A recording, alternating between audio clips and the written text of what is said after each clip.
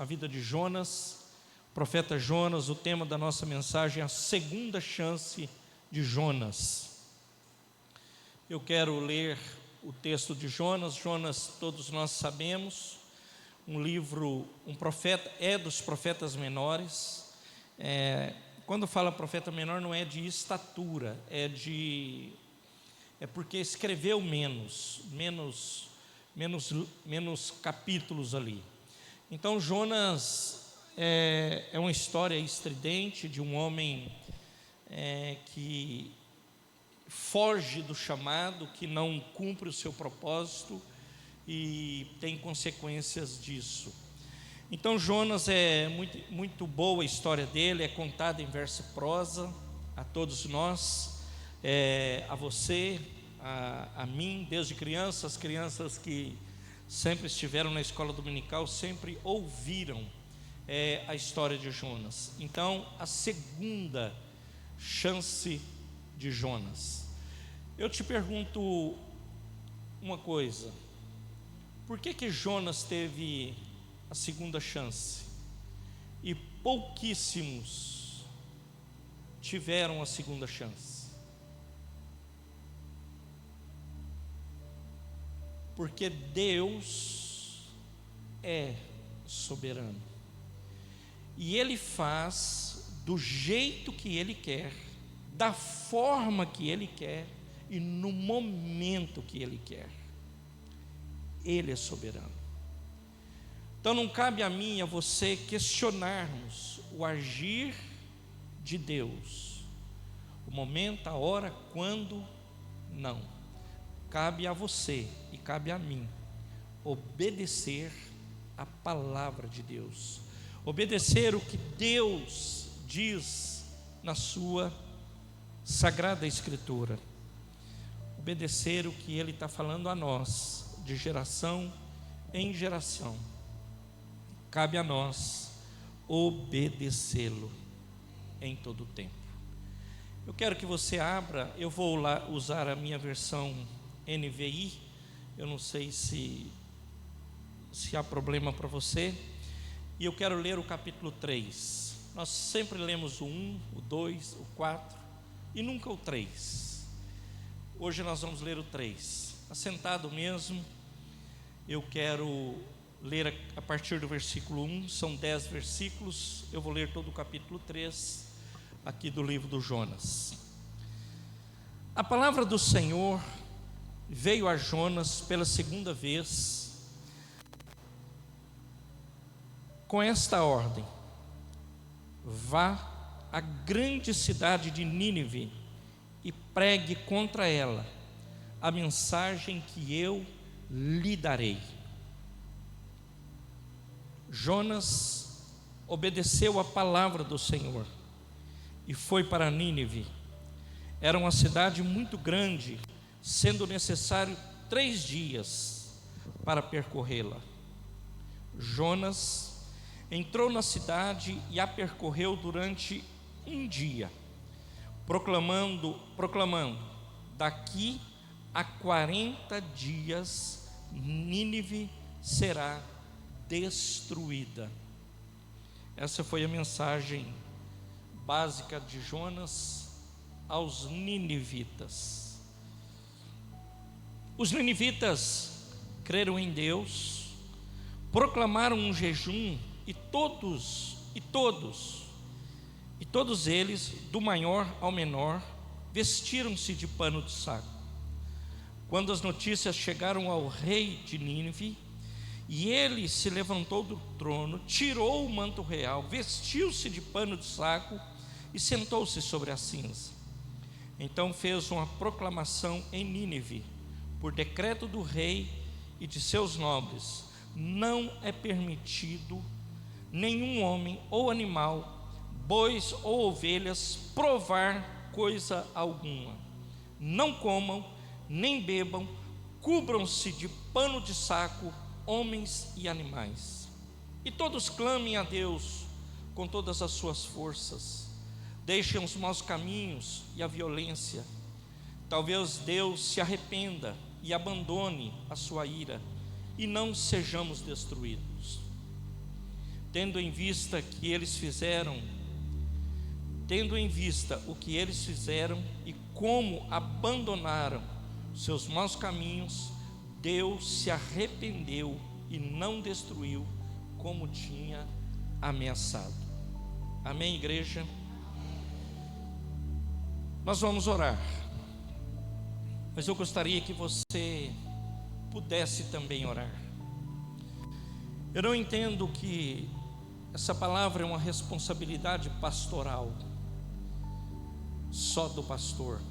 Ela é uma responsabilidade de cada um de nós.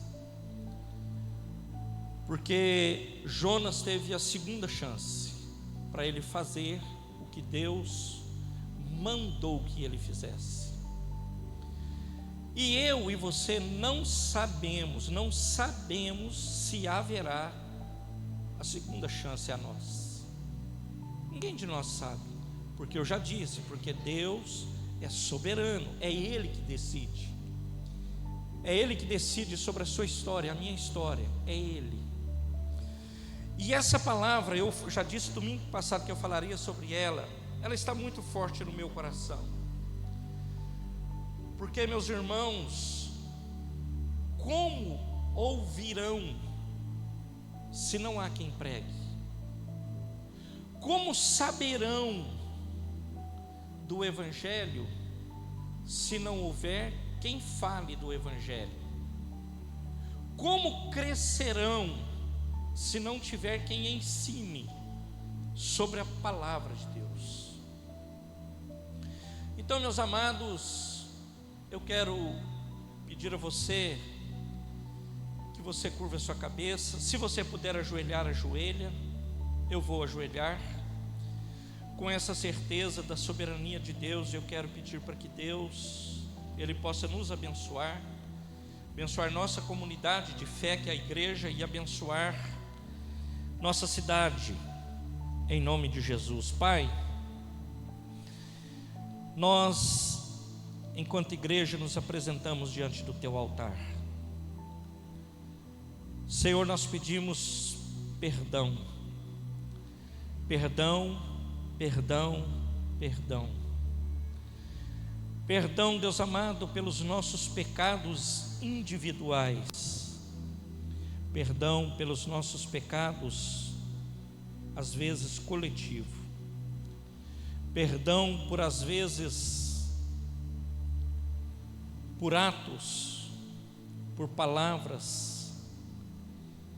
Perdão, Pai amado, por às vezes fazermos o que não é para fazer e não fazer o que é preciso fazer.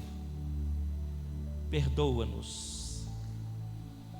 Jonas foi enviado a Nínive, e Nínive, ela ficou ciente, convicta do seu pecado. E acabamos de ler que eles se arrependem. E Deus se arrepende daquilo que Ele diria que faria, por conta da posição dos ninivitas. Não foi uma posição individual, de um homem, de uma pessoa. Foi a cidade que se arrependeu. Foi a cidade que viu o mover de Deus. Senhor, nos perdoa, porque às vezes somos como Jonas. O Senhor diz: vai para Nínive, nós queremos ir para Tarsis. Nós queremos nos distanciar do nosso chamado, nos distanciar da nossa responsabilidade, nos distanciar daquilo que eu preciso fazer enquanto cristão. Nos perdoa, Deus amado, porque muitas por vezes Tarsis não é o nosso lugar. O nosso lugar é Nínive. Deus amado, nos ajuda nessa caminhada e fala conosco hoje aqui. Que o Senhor ministre ao nosso coração, que o Senhor toque em nossas vidas e nós saiamos daqui mudados pelo poder desta palavra. Em nome de Jesus, para a glória de Deus Pai, nos colocamos no Teu altar pedindo que o Senhor nos ajude. Nós não podemos nada sem o Senhor. Nós só podemos avançar com o Senhor. Ajude esta igreja, abençoe esse povo. que esta palavra seja uma verdade aos nossos corações, em nome de Jesus. Amém e amém.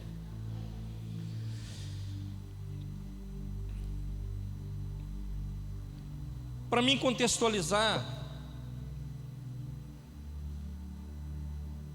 esta palavra, eu quero primeiro falar de Nínive, a cidade que Deus mandou que Jonas fosse. O que era Nínive? Nínive era uma cidade, pensa em tudo extremado, tudo lá em cima de maldade, era Nínive. Nínive era conhecida por seus habitantes serem extremamente violentos. A violência de tal grandeza, de tal monta, que os ninivitas, eles perseguiam seus adversários, eles dilaceravam os seus corpos, eles furavam os olhos, arrancavam o nariz, orelha, cortava o que podia, arrancavam a pele dos seus inimigos, dos seus adversários. Era comum aos ninivitas, idólatras, e isso tem muito a ver com o peixe, o porquê do peixe, como Deus também está trabalhando nisso, mas não é aqui a ênfase. Então eles idolatravam, eles eram assim muito ligados a leões. Então eles tinham que ali um Deus que era meio homem, meio leão. Eles eram homens terríveis na terra, talvez dos piores que já tivesse pisado nessa terra.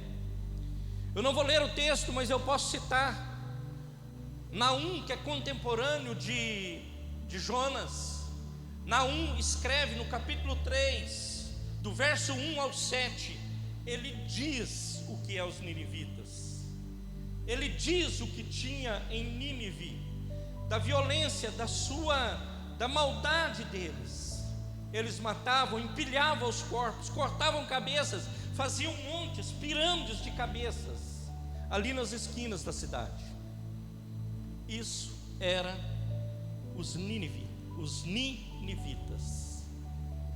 Esse é o povo que o Senhor fala para o Jonas: vai até essa cidade e prega a palavra, leve a palavra a este povo. Jonas, como a maioria de nós, ele não acredita que Deus, ele pudesse fazer uma obra tão grande, de tamanha grandeza. Ele não acredita que Deus pudesse converter esse povo. Então é daí que parte da cabeça dele um plano, ele mira a bola lá, um plano.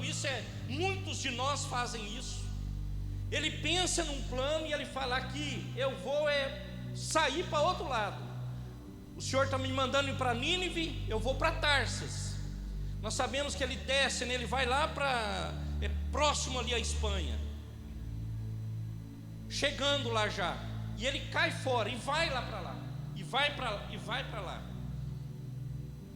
Muitos de nós, meus irmãos, por conta de ouvimos a palavra, a ordem de Deus, a direção de Deus, e olha que temos ouvido, e nós fazemos, meus irmãos, ou não fazemos nada, e fica exatamente igual. Pouco tempo atrás, Palma pregou aqui uma quinta-feira, a nós, um grupo pequeno que estava aqui, nós ouvimos. Muitas vezes nós queremos um resultado diferente, mas nós continuamos fazendo as mesmas coisas, ou queremos um resultado diferente, mas não fazemos nada. Mas eu quero ver, mas eu não faço nada. Então não há da minha parte um jejum, uma consagração, não há da minha parte uma oração, nada, não acontece nada, eu não faço nada, eu continuo a mesma coisa. É o que ele pregou para nós aqui, algumas quintas-feiras atrás. Então, meus amados, Jonas, ele vai lá para Nínive, esse povo sem escrúpulos, arrogantes, idólatras. Nínive chegou a ser chamado cidade dos ladrões. Parece que no Brasil temos alguma coisa parecida. Chegou a ser chamada dessa forma. Essa era Nínive, a cidade que Deus mandou o profeta pregar. Não é Indaiatuba, das melhores cidades do Brasil. Não é Campinas, uma mega cidade. Não é Salto, não é... Então eu estou dizendo assim, que essas cidades são importantes que a gente pregue, obviamente. Mas eu estou dizendo, não é Atibaia, a terra do Pedro. Não é isso. Ele está mandando talvez o profeta para um dos piores lugares da terra naquele momento. Ele diz: vai e prega. O versículo 1 que nós lemos, ele diz: pela segunda vez ele fala para Jonas: vai e prega a palavra. Se você observar o versículo 4, ele diz assim: Jonas entrou na cidade e percorreu durante um dia, proclamando.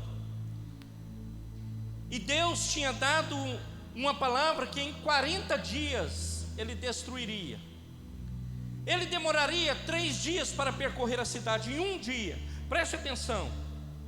Obviamente, meus irmãos, ele não foi de parede em parede, lugar em lugar, não fez isso. Ele foi nos principais lugares, nas praças principais, onde tinha o movimento, onde tinha o povo, e ele proclamou a palavra neste um dia. Aspas aqui para a minha versão. Foi só essa a pregação do Jonas. Nós às vezes imaginamos tantas coisas, colocamos tanta teologia numa palavra tão simples. Nada contra isso, mas olha a pregação do cara. Está no versículo 4.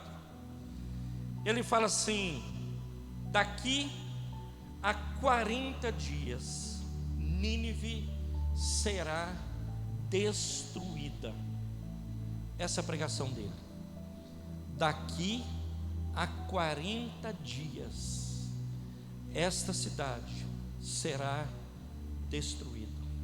O profeta, diferente do missionário, o missionário sempre vai trazer uma palavra que às vezes ele vai ver o que aquele povo ali está vivendo, o que aquela cultura está vivendo, e o missionário vai trazer uma palavra para aquele momento, vai conversar com a cultura que está ali no momento e vai trazer a palavra. O profeta não. O profeta, ele recebe a palavra de Deus, da forma que ele recebe, ele entrega. E agora, meus irmãos, se vai doer, se não vai doer, se vai machucar, não vai machucar, é outra coisa. O que eu entendo aqui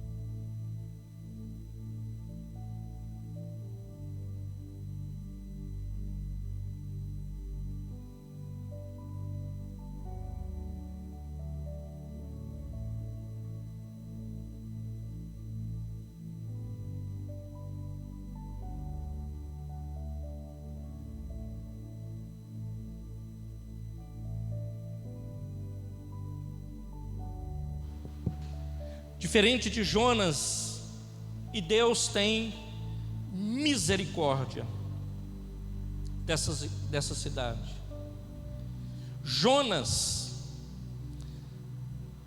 acreditava que Deus ia fazer alguma coisa, mas eu creio que no coração dele, da forma que ele faz, ele não, tipo assim, no meio desse povo pagão, qual o resultado? Olha a idolatria desse povo, olha a crueldade desse povo. Ele foge da missão, mas ele foi persuadido a voltar para a missão pela segunda vez, segunda chance. É só você ler o versículo 1. Pela segunda vez, com esta ordem: vá à grande cidade de Nínive. Era grande a cidade, era talvez porque era uma cidade importante, comercialmente falando, muito importante. Uma cidade que era muito relevante para o seu tempo, muitíssimo relevante. Então, meus amados, e nós aprendemos no texto que lemos, que o que converte a pessoa, por isso nós sempre estamos falando isso aqui, porque se nós não formos uma igreja que é missional, que tem uma missão de levar a palavra de Deus, nós não podemos nos considerar uma igreja, porque a igreja ela precisa levar a palavra, ela precisa ensinar a palavra, não nesse ambiente só de celebração, mas em todos os lugares onde pisar a planta dos nossos pés. Então, meus amados, e nós entendemos que não é o Jonas que converte, não é Romero que converte, irmãos, não é. O que converte o indivíduo, plagiando Jorge Vale, o que converte o elemento é a palavra de Deus. Por isso a palavra tem que ser pregada, por isso a palavra ela tem que ser apresentada ao ímpio, aquele que não conhece ainda esta palavra. Ela precisa ser apresentada, ensinada, compartilhada. Eu sei que temos lutas. Dona Eliette contou para nós ali atrás que, não sei qual período, mas um tempo atrás ela fez um convite a uma senhora, falou sobre igreja com ela. Isso são os desafios, e isso quer nos envergonhar, e isso quer nos tirar do foco. A dona falou para ela, aliás, não falou nada e nunca mais falou com ela, então ela deve desviar dela. Agora, isso é motivo para coragem ou para desencoraja? Tira o nosso ânimo, tira a nossa vontade. Agora,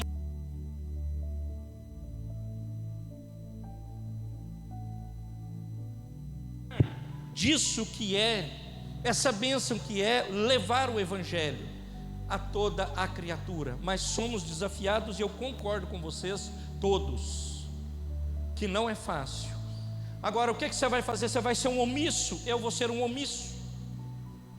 Eu vou ficar, como disse Paulo aqui algumas quintas-feiras atrás, a mesma coisa, do mesmo jeito? Ah, pastor, mas é difícil, essa cidade é isso, é aquilo, aqui tem tantas igrejas maiores, melhores, com outra dinâmica, e talvez a minha igreja não seja ideal para fazer esse convite. Querido, deixa eu te falar outra coisa. Eu não sei se nós vamos ter essa igreja ideal na terra. A igreja ideal, meus irmãos, ela não é aqui. Mas muitas pessoas estão com essas doiduras na cabeça. A igreja ideal, ela está no céu, porque o dia que nós chegamos à igreja, a igreja começou a ter problema. Porque nós somos os que carecem, depende da graça e da misericórdia do Senhor. Aqui não tem perfeitos, aqui estão os imperfeitos, que reconhecem a soberania de Deus, a graça dele e o poder dele sobre nossas vidas, e dependemos plenamente dele, plenamente. Nós precisamos dele para tudo, irmãos.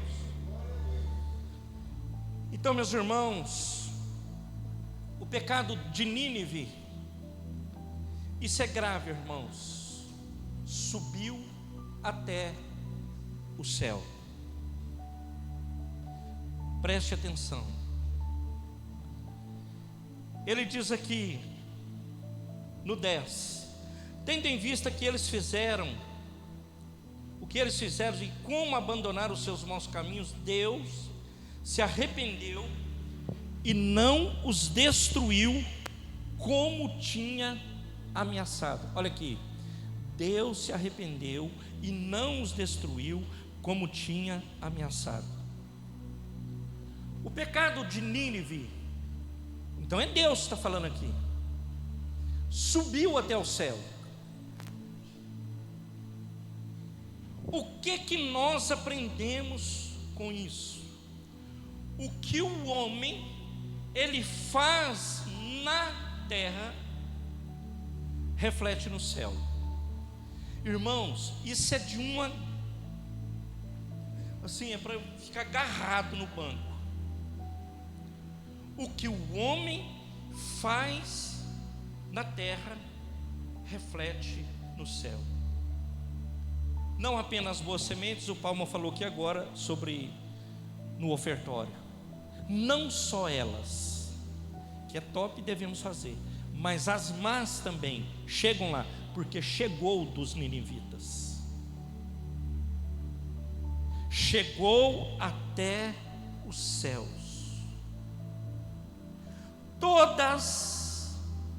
Todas as ações, suas e minhas, todas elas um dia, nós na eternidade daremos conta delas. Elas vão para a eternidade, todas. E aí, Zé?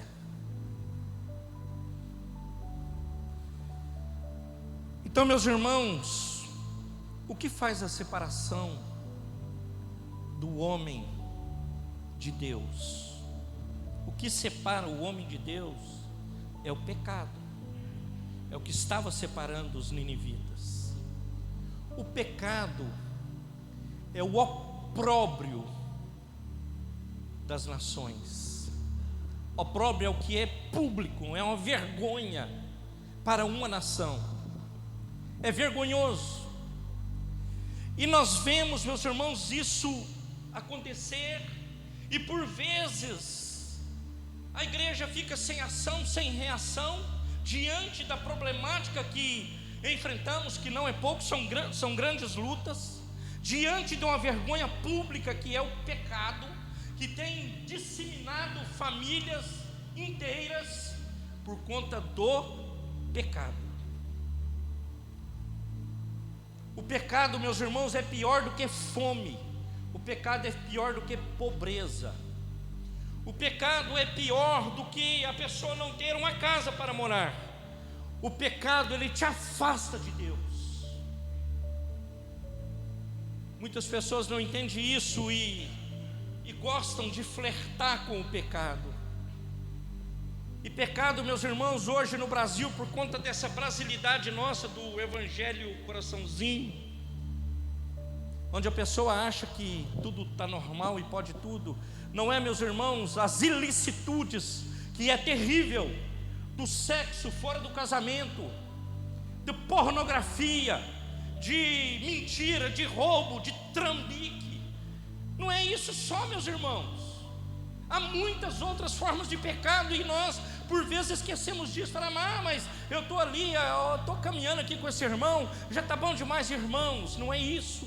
Nós temos que saber dessa convicção. E os ninivitas, eles foram convictos que eles eram pecadores e que eles precisavam se arrepender. E nós precisamos, eu tenho dito aqui, meus irmãos, por vezes, dessa convicção que por vezes nós não temos, que nós pecamos, mas Deus nos substituiu através do Filho, fomos libertos, mas nós continuamos pecando. Paulo, o teólogo ali do Novo Testamento, na teologia de Paulo, ele vai dizer isso para nós, que nós devemos nos afastar de toda forma de pecado, de ilicitude, e ir para a presença de Deus, e ir para a presença do Senhor Jesus, que é o que nos perdoa de todo o pecado, que nos levanta e que nos abençoa para nós termos vitória nesta terra. Amém, igreja?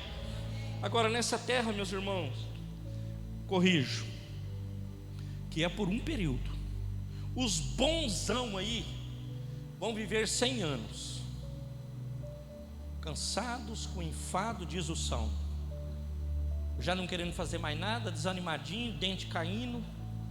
É o que o Salmo fala, irmãos. É canseiro e enfado.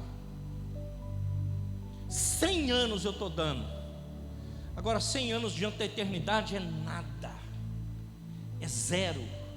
Então a nossa preocupação não é aqui, meus queridos. A nossa preocupação é com a eternidade. É onde eu vou passar o meu final. Onde vai ser? Então, meus irmãos, Deus, Ele executa o juízo. Ele vai a essa cidade e manda pregar. Então Ele está dizendo: olha, eu estou dando aqui para vocês, porém Ele dá a esta cidade a oportunidade do arrependimento. E Ele nos oferece isso, meus irmãos, todos os dias. Ele nos oferece isso. A pregação dele foi muito simples: daqui a 40 dias Deus destrói essa cidade. São 6 palavras. A reação dos ninivitas foi: se humilharam, reconheceram o pecado, foi proclamado um jejum coletivo para as pessoas e até para os animais. Hoje capaz de você falar para quem tem os pets aí, né? Não vai dar alimento para o pet e o cara processa você e te prende. Mas gente pode ficar sem comer, que não dá nada não. Né? Vocês observam a inversão desses valores? Que é invertido.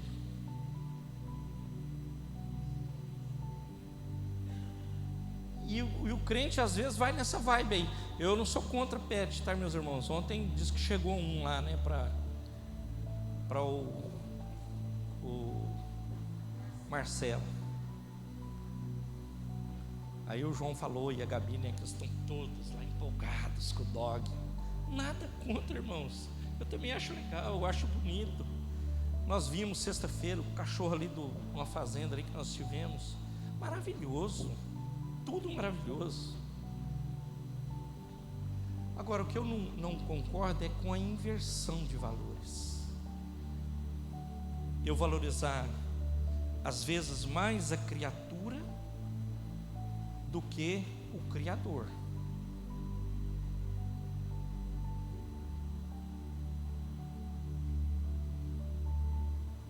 Essa semana disse que até o presidente entrou numa briga aí, né? Numa dividida, porque morreu um cachorro num voo aí errado, foi para lá, foi para lá. Aí eles não podem perder a oportunidade de lacrar. Aí vão lá e dão um pitaco. Eu estava conversando com meu sobrinho. Ele disse para mim, ele falou: tio, no Brasil é uma preocupação muito grande aqui. Você sabe o que está pautando a conversa do Brasil hoje? A separação de um cantor com uma mulher de academia, dessas que mostram tudo. Está pautando a conversa no Brasil. Olha, irmãos, a igreja, meus irmãos, ela tinha que ser alerta para isso. Ela pauta uma conversa. Um cara, meus irmãos, que tem um cabelo azul, que imita foca, pauta conversa no Brasil, e os caras escutam o cara. Aí o que meu sobrinho falou para nós, alertando: Ele falou: tio, nos Estados Unidos, o top do top, por exemplo, um jogador, que eu não sei o nome, um fera aí do basquete, do futebol americano, um cantor brutal nos Estados Unidos, ele faz uma postagem, sei lá, seja ela que cunho for, mas faz a postagem, arrebentou 200 mil no Brasil, 1 milhão, 2 milhões, 3 milhões, porque, meus irmãos, o que pauta a nossa política, a nossa sociedade, são essas coisas. Isso não deveria ser, meus irmãos, um povo inteligente, um povo bonito, um país, meus irmãos, da grandeza desse país, da prosperidade desse país, permitir que essas coisas entrem em nossas casas, entrem em nossos celulares e paute a vida do povo. Não pode ser, não pode ser. Nós precisamos estar alertas a isso, porque, meus irmãos, isso tira a nossa vida da presença de Deus, e perdemos tempo com tanta, desculpe a expressão, bobagem, que não vai nos levar a nada. Então, meus irmãos, eu falei aqui porque eu falei do jejum dos animais. A Rosana outro dia contou, que ela foi passear com a amiga dela. Não vou falar, ela está aí vendo, ou ver depois. Mas aí, legal, levou, ela está junto. As pessoas, ai, que da hora, e elogiando o dog e tal. Não tem problema, mas o que eu digo, meus irmãos, é por vezes. Você sabe o que me incomoda? A gente está ali no Iguatemi comendo, hoje nós não vimos outro dia. Aí tem um senhor, o Augusto já conviveu com pessoas assim, ali na praça de alimentação, nós com nossas boas roupas, tênis, uma camiseta, um negócio lá, um senhor de idade, andando atrás da moça que limpa ali, olhando dos pratos que sobram, para ele pegar e comer. E ele leva uma latinha de sorvete, essas coisinhas de sorvete. Sim ou não, bem? Nós já vimos, eu já vi mais de uma vez. Vem com esse negocinho de sorvete atrás. Aí sobrou desse prato, ele pega, põe lá. Sobrou daquele prato, ele põe aqui, sobrou lá. E aí, meus irmãos, isso, sabe o que acontece? A maioria das pessoas passa de largo, nem vê isso, nem presta atenção no outro. E o amor ao próximo, onde ele está? Que lugar ele está? Quando Deus viu, ele se arrepende do mal que ele havia dito. Ele havia liberado essa palavra sobre Nínive. E a compaixão de Deus mudou o percurso da história dos ninivitas. Agora entenda, isso é compaixão. Compaixão acabei de dizer, é tomar o lugar do outro, é ir lá e sofrer a dor dele. Então, meus irmãos, o povo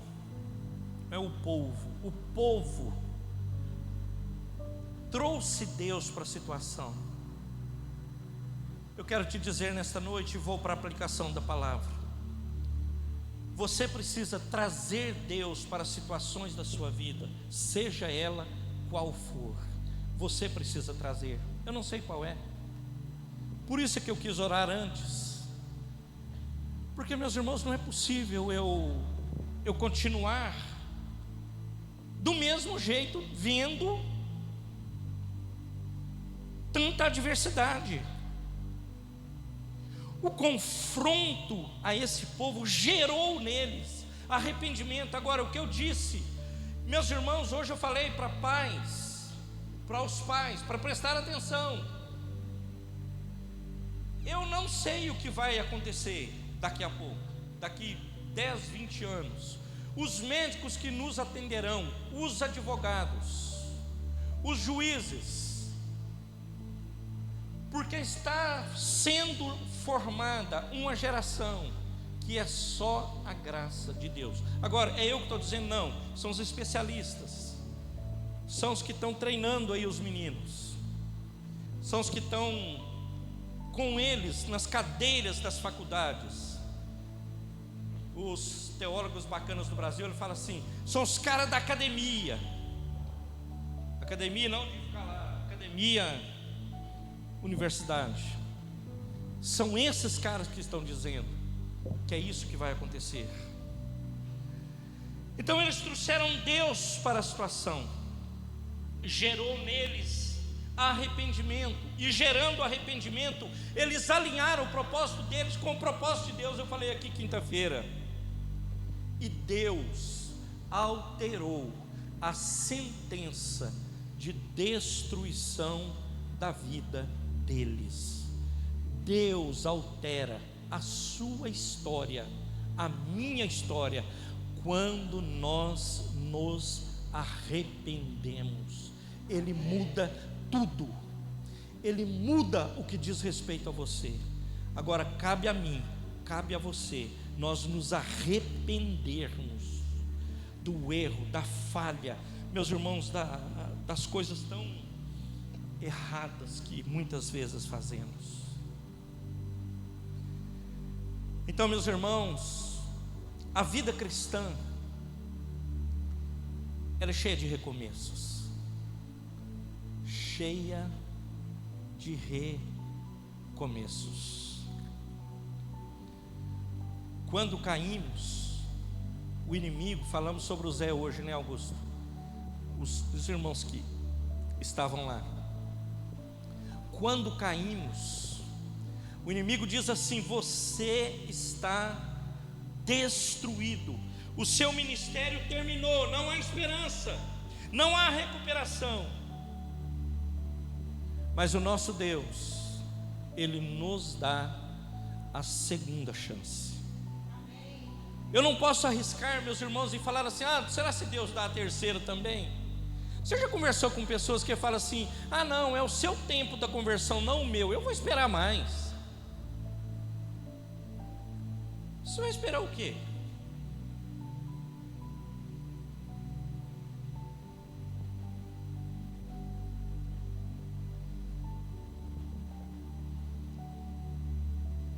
Não desperdice, meus amados, as chances que Deus tem te dado. Não desperdice o que Deus confiou a você. Eu já disse aqui outras vezes: seja luz, seja sal, avance como um discípulo vitorioso. Amém, igreja? Seja um discípulo de Cristo vitorioso. Não ande como um derrotado, porque você é vitorioso em Cristo Jesus. Coloca aí para mim, por favor, 1 Timóteo 2,4. Então, meus amados, o Senhor, Ele fala assim: a salvação é para alguns iluminados da terra. Paulo vai falar a Timóteo que deseja que todos os homens sejam salvos e cheguem ao conhecimento da verdade. Repito: todos os homens sejam salvos e cheguem ao conhecimento da verdade. Agora, quem salva é Deus. Quem nos convence do pecado, da justiça e do juízo é o Espírito Santo de Deus. Deus continua desejando a salvação de todos. Deus continua desejando a salvação de toda a cidade de Indaiatuba. Amém, igreja? Amém. Agora eu vou ficar aqui, Então, como Ele deu 40 dias para os ninivitas, Ele continua ainda dando tempo para mim, dando tempo para você. Ele continua aguardando que eu e você tomemos posição. Ele deu a chance para os ninivitas se arrependerem.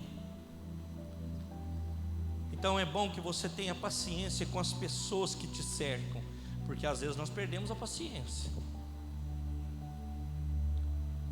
às vezes você perde a paciência, fala assim: não é possível.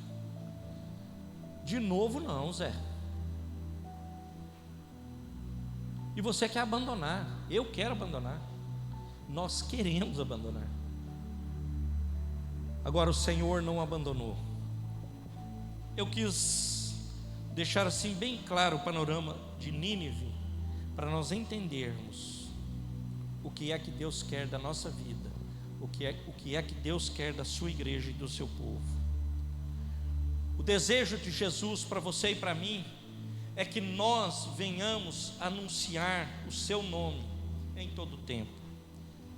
Não só na hora boa, irmãos, na hora da macarronada. Não é só nessa hora, meus irmãos, é em todo o tempo. Nós precisamos anunciar que Ele vem, e vem sem demora. Amém, igreja? Lá voltando lá ao tema da igreja lá dos Estados Unidos, você está preparado?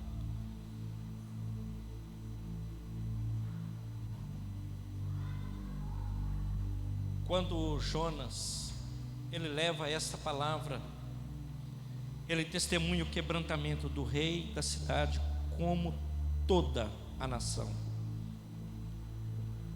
Não há limites, meus irmãos, para Deus fazer quando alguém se posiciona. Se você se posicionar, se eu me posicionar, onde for.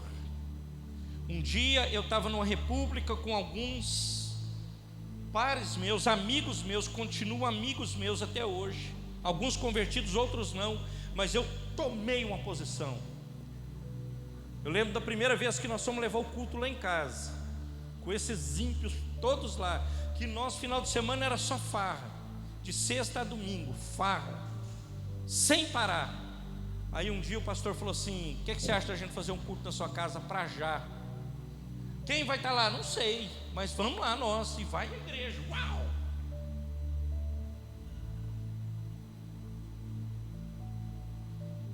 Ficaram, nem lembro se ficaram ou não, mas nós fomos, proclamamos o evangelho naquele lugar. Hoje, meus irmãos, tem crente que tem até medo disso.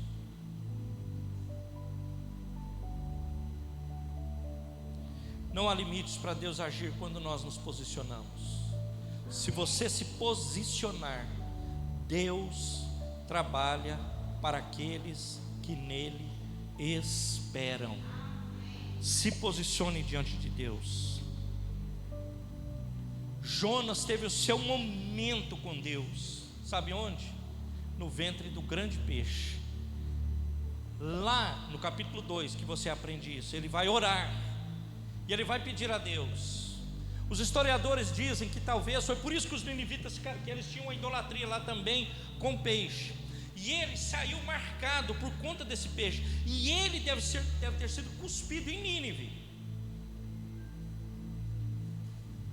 E os caras viram aquela marca e falaram: rapaz, esse cara aqui não é normal, é melhor a gente escutar ele mesmo.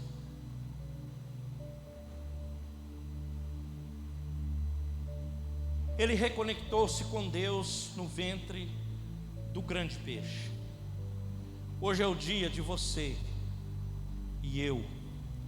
Se você desconectou-se de Deus, você reconectar a Ele novamente, para que Ele possa cumprir através da sua vida o propósito dEle nessa terra, em nome de Jesus. Nós precisamos viver segundo os propósitos de Deus. Nós precisamos viver segundo os desígnios da palavra de Deus. Nós precisamos viver segundo aquilo que a palavra de Deus nos ordena. Segunda chance, Jonas teve. Deus sempre vai te buscar, Deus sempre nos espera. Mas e se Deus mudar isso?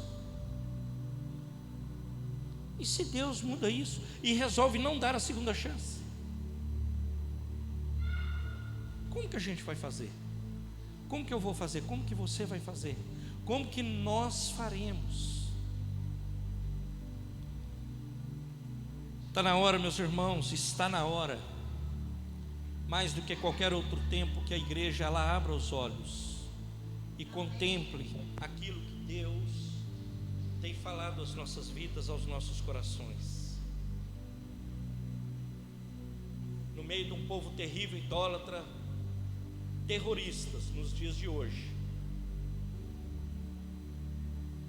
mas Deus manda Jonas ir lá e pregar para esses caras. Então eu e você, não adianta nós querermos dar de ombro, arrumar desculpas, dizer, está muito difícil, eu nunca vi uma geração tão incrédula. Pode ser verdade, mas é um desafio para nós e nós devemos pregar o Evangelho mesmo assim, em nome de Jesus. Amém, igreja? Que Deus te abençoe, que Deus te capacite, que Deus te oriente, para que você possa fazer a vontade dEle em todo o tempo, na face da terra, obedecendo a Ele em todo o tempo da sua vida, em nome de Jesus.